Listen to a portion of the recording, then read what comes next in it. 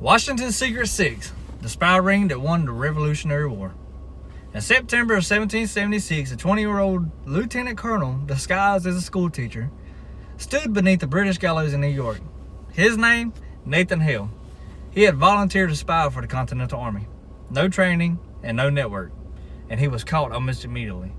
But before the rope tightened around his neck, he said this, and I quote, "I only regret that I have but one life to lose for my country. Americans will remember his bravery forever. George Washington remembers something else.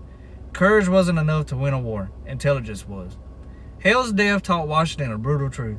Sending lone patriots behind enemy lines was suicide. If the revolution was going to survive, America needed a professional intelligence system, and Washington was about to invent it.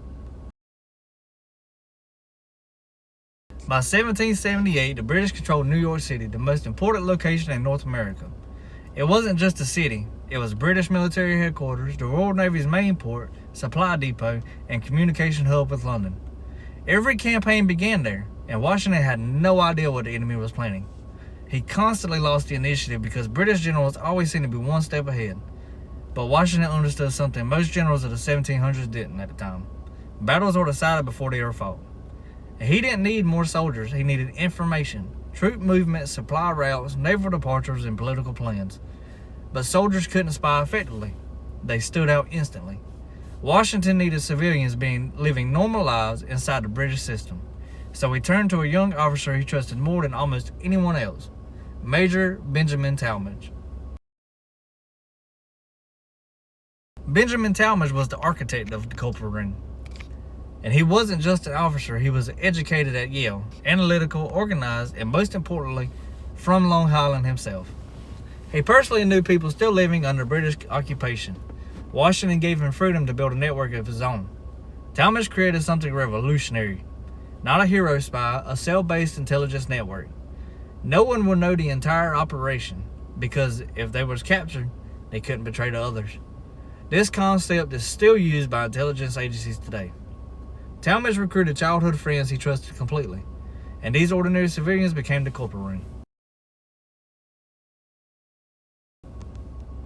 The first man, Abraham Woodhull, the reluctant spy, was a farmer in Setauket, Long Island, and if I screwed that name up, I'm sorry. But he wasn't a soldier, he wasn't adventurous, and he actually hated the idea of spying. But the British frequently raided farms, including his, and arrested locals suspected of helping rebels. Woodhull slowly realized neutrality wasn't possible, and I'm pretty sure he got fucking tired of them fucking with his shit. He would travel regularly into New York City to sell produce, and it's a perfect cover. While there, he listened, taverns, markets, conversations between officers, and British soldiers talked openly around civilians because they assumed farmers were loyal subjects. Woodhull wrote reports and hid them in a dead drop, a buried location where messages could be secretly picked up. His code name, Samuel Culper Sr. Washington trusted his reports so much he often planned troop movements based on Woodhull's information alone. The second man, Robert Townsend, and this is the man that Washington never met. If Woodhull gathered rumors, Robert Townsend gathered secrets. Townsend was a merchant and newspaper writer living inside British-occupied New York City. His business supplied British officers directly, meaning they spoke freely around him daily. He overheard conversations about naval deployments, reinforcements, political strategy, and planned offensives, and that would prove vital to Washington's plans. Townsend refused to meet Washington, however, because he believed anonymity was protection for himself and the network.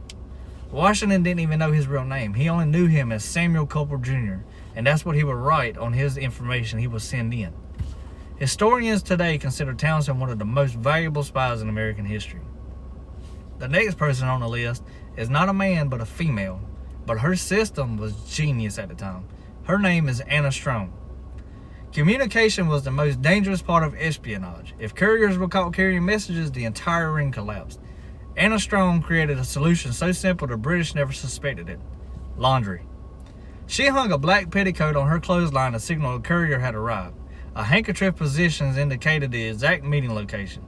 To the British, it was household chores. To Washington, it was a coded communication network visible across miles of coastlines, with no letters, no speaking, no evidence, and one of the earliest visual signal systems in warfare. The next man, Caleb Brewster, and he was the night carrier. Caleb Brewster delivered messages across Long Island Sound at night through British naval patrols in a small whaleboat. Storms, darkness, waves, enemy ships, every trip could be his last. He had the dangerous job out of all of them. If captured, he'd be hanged immediately as a spy. He made dozens of crossings anyway. Without Brewster, Washington never receives the intelligence. Spies gather secrets, couriers win wars. The next man is Austin Roe, the invisible messenger. Austin Roe owned a tavern and rode over 100 miles regularly to New York City. He passed through British checkpoints constantly. His saddlebags carried coded intelligence hidden inside merchandise. Because he was a known businessman, soldiers rarely searched him carefully. His normal routine became the perfect disguise. He looked like a civilian trying to survive in the war. He was actually feeding Washington strategic intelligence. Washington didn't just collect information, he acted on it immediately. The culper ring exposed multiple major threats. The British counterfeit plot, where the British planned to flood America with fake continental currency to collapse the economy. Washington stopped distribution before it spread. He caught the French fleet ambush. The British learned France was sending ships to aid America. The culper ring discovered a plan to ambush it. Washington warned the French, saving the alliance, and without France, the revolution likely fails. Benedict Arnold's betrayal. The ring uncovered communications between American General Benedict Arnold and British Major John Andre. Arnold planned to surrender West Point, the most strategic fortress in America. Washington moved quickly. Andre was captured. Arnold fled. West Point survived. Had it fallen, the war may have ended. With Washington's intelligence philosophy, Washington became one of the first American leaders to understand modern intelligence warfare. He emphasized secrecy over heroism, networks over individuals, codes over letters, civilians over soldiers.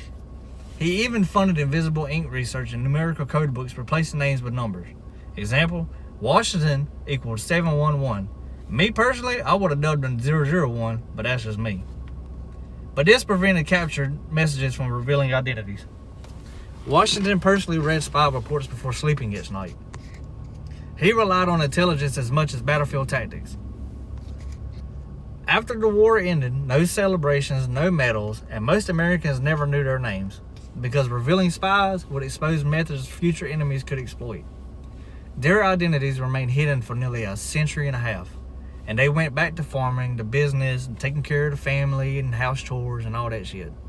They saved the nation anonymously. The American Revolution is usually told through battles, Lexington, Saratoga, Yorktown, but the truth is, Washington didn't win because he outgunned the British.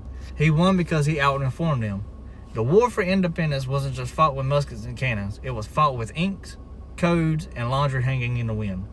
And 6 civilians living ordinary lives quietly changed the course of history.